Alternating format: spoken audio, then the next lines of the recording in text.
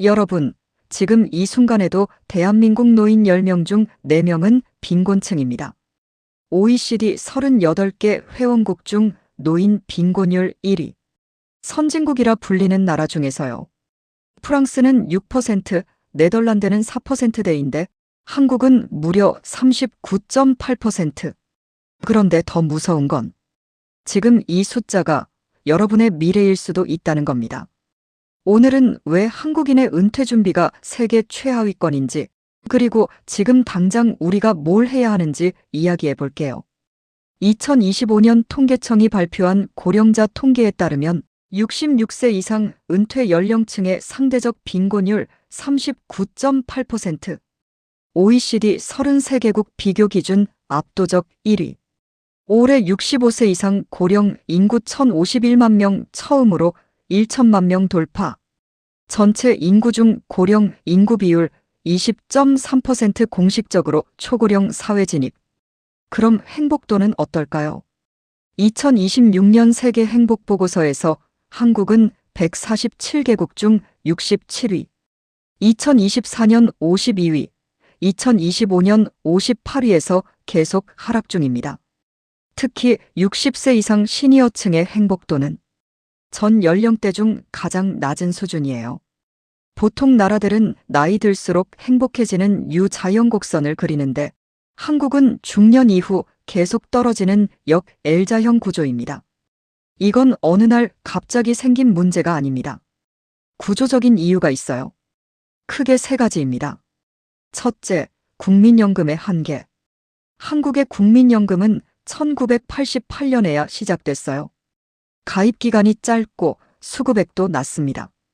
연금 받는다고 해도 생활비를 다 충당하기엔 턱없이 부족하죠. 둘째, 부동산에 몰린 자산. 한국 중산층의 자산 대부분이 부동산에 묶여 있습니다. 집은 있지만 현금 흐름이 없는 하우스 푸어 노인들이 많아요. 팔기도 쉽지 않고 팔면 살 곳이 없죠. 셋째, 자녀 교육비와 결혼 비용. 한국 부모들은 자식 키우는데 모든 걸 쏟아붓습니다.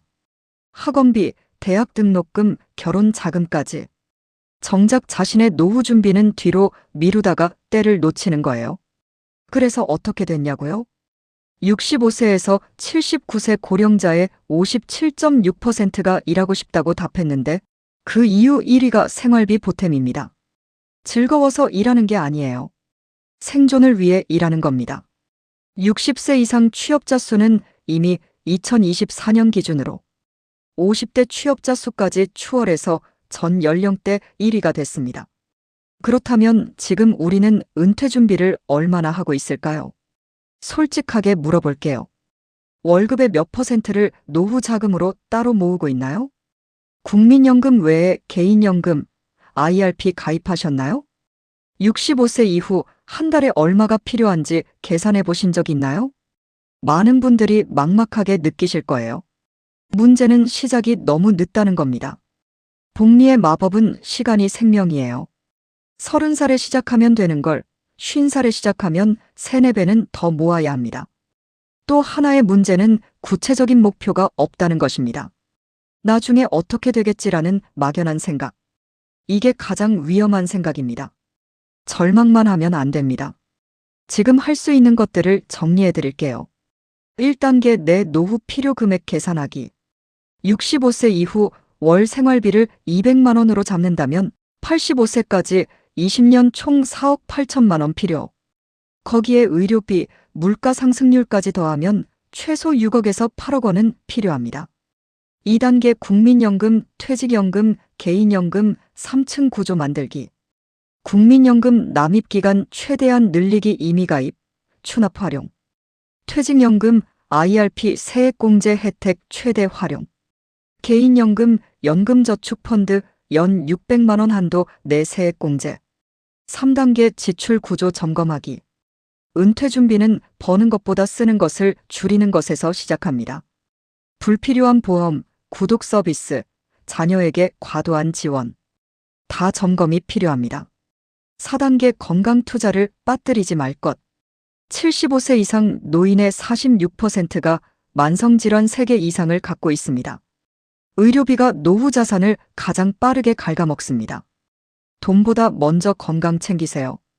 대한민국은 지금 초고령 사회에 진입했습니다. 65세 이상이 전체 인구의 20%를 넘었고 2050년에는 40%가 될 거라고 합니다. 문제는 사회 시스템만이 아닙니다. 개인의 준비도 함께 바뀌어야 합니다. 노후가 불안한 건 여러분만의 문제가 아닙니다. 하지만 지금 행동하느냐 안 하느냐는 여러분의 선택입니다. 나중에 후회하지 말고 지금 시작합시다. 오늘 영상이 도움이 됐다면 구독과 좋아요 부탁드립니다.